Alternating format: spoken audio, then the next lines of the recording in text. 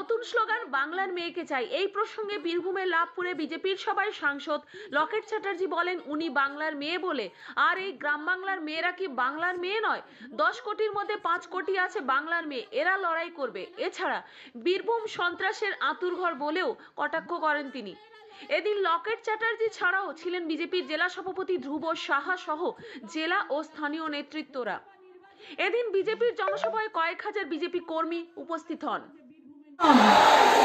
জয় জয় শ্রীরাম, জয় জয় শ্রীরাম। বীরভূমের লাভপুরে এত মানুষের সমাগম, এত মানুষের উৎসাহ।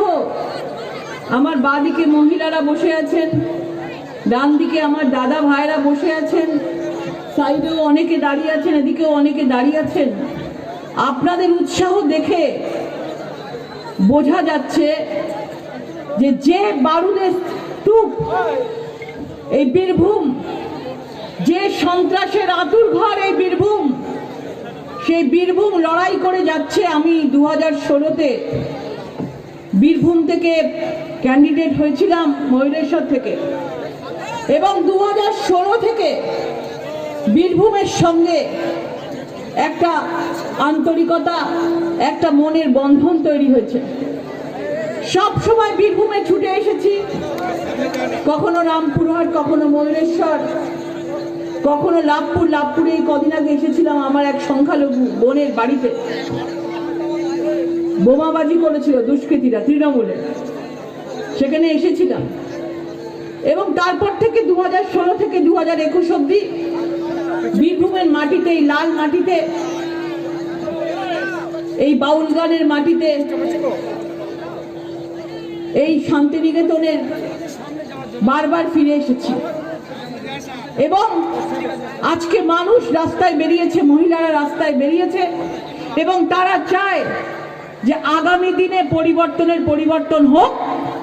2017-তে লড়াই করেছে পঞ্চায়েতে মহিলারা, 2017-তে সবচেয়ে বেশি ক্যান্ডিডেট, সবচেয়ে বেশি জিতেছিল মহিলারা। 2019 লোকসভা নির্বাচনে চারিদিকে সন্ত্রাস চলেছে। বীরভূমের মাটিতে কি সন্ত্রাস চলেছে আমরা দেখেছি, কিন্তু মহিলারা বেরিয়েছিল হাতা খুন্তি নিয়ে। বাংলার গর্ব মমতা, তারপর হয়ে গেল পিসি ভাইপো সিন্ডিকেট কোম্পানি। এখন আবার নতুন করে আসছে, নতুন রূপে আসছেন বাংলার মেয়ে। এরা কারা? এরা বাংলার মেয়ে না? এরা সবাই বাংলার মেয়ে।